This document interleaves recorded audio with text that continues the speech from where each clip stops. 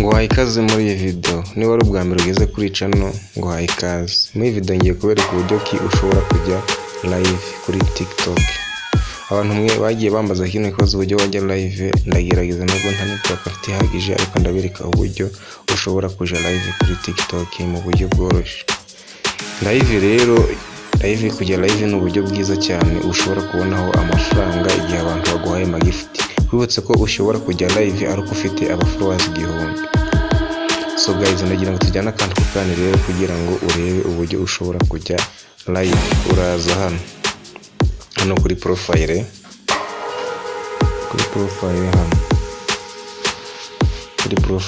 guys, neze ko naberetse uburyo wabona followers benshi.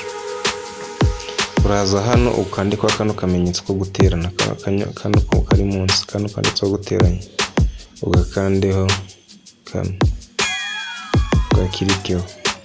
Tujyana kandi ukane guys, leta bakuzanira ahantu hameze gutya.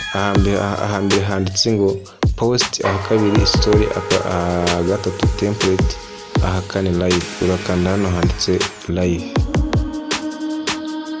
Hano handitse live guys, urabona ko twahageze. Ndabanza nkore n'ibyari birimo kugira ngo mbibereke neza uko ushobora kujya live kuri TikTok. Hanyuma uraza hano, ibi ngibi byo nanditsemo, nanditse ngo to get more followers. Ahangaha niho uraza ukanze manze mbashira fresh kugira ngo ubashe kuhabona neza. Hano nizere kuri kuhabona. Hano manze mbikuremo, wenda nandike urugero, nandike ngo to get more followers. Ibyo birayobaye, mbikuremo guys. Urabona ko byavuyemo, wandikemo to get more followers. Ahangaha ni ukuvuga icyo live yawe igamije. Niba ugiye gutanga interview, niba ugiye kubaganiriza, mbese ni umuntu uraza wese ku iyo live yawe amenye ngo iyo live yawe igamije iki. Hano hari utuntu tubiri rero turi hano hepfo yaho gatoya. Urabona akambere kari hano, akakabiri nyakari. Kanze naho mpashira fresh kugira ngo mubashe kuhabona neza. Guys, iyi video ntiri gucike. Niba ushaka kujya live kuri TikTok nawe ugatanga amacoin, ugatanga amagift, ukayagetinga, ukabona amafaranga. Kwibutse ko kujya live ari uburyo bwiza bwo kubona amafaranga kuri TikTok. Guys, muraza hano handitse ngo day life.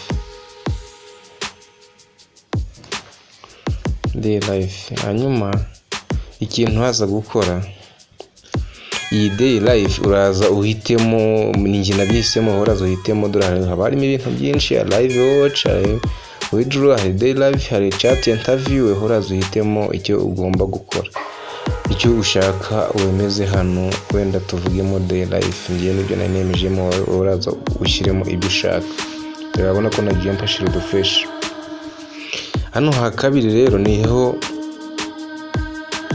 hano hakabiri kanze naho mpabereke, niho haba hari y'amagift ubona batanga, amaroza, ama ice cream. Ahangaha kanze mpashira fresh. Urabona ko nahageze guys. Ahangaha uhakirike, utegerezeho gatoya. Bizaterwa na connection ufite, utegerezeho gato. Telefone banza sacinge. Ngiye nuko mfite connection wenda zitari kwihuta, ariko ndagerageza ko uburyo bishobora kuboneka. Guys, niba ari ubwa mbere wageze kwicana, ndakwibutsa ukore subscribe kugira ngo n'izindi video zitandukanye zibasha kugera ku buryo bworoshye. Urabona ko bahatugejeje.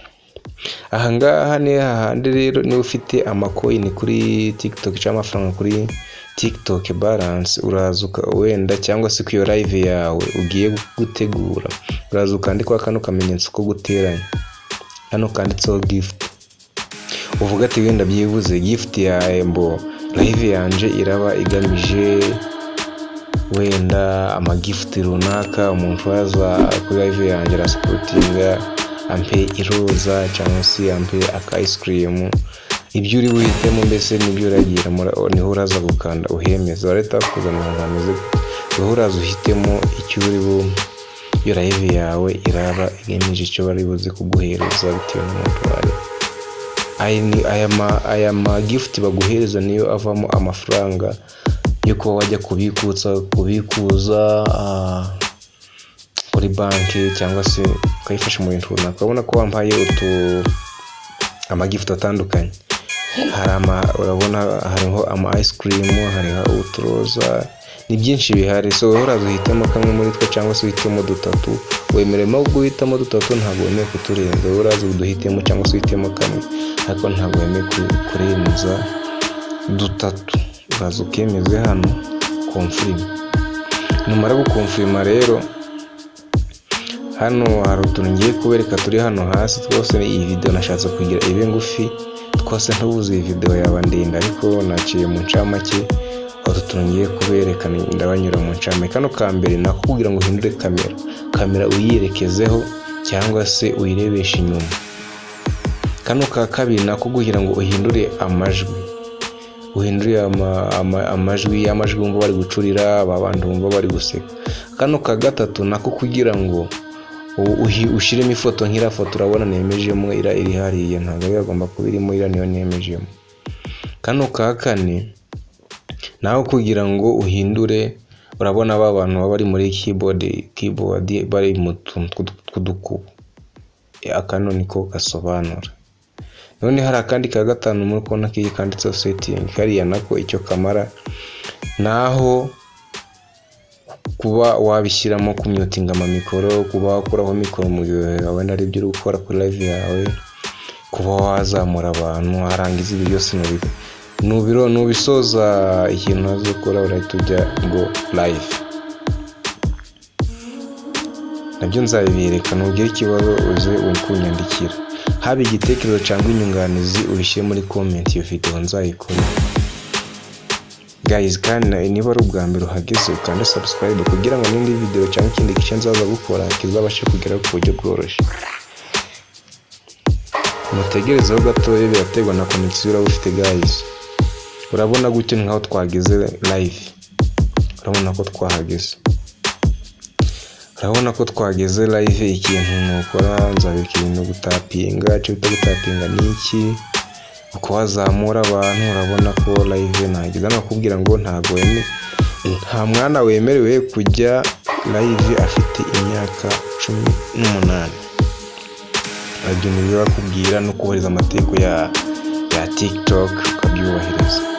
So guys, ndabashimiye rero, mu buryo nashaka kubereka uko wajya live. Nizere ko iyi video nigufasha cyangwa se ari cyo wayikuyemo, uze kugenda udakoze subscribe. So guys, ndabakunda cyane, Imana ibapere umugisha, duhure mu zindi video zikurikira. Hasta la vista. Asante.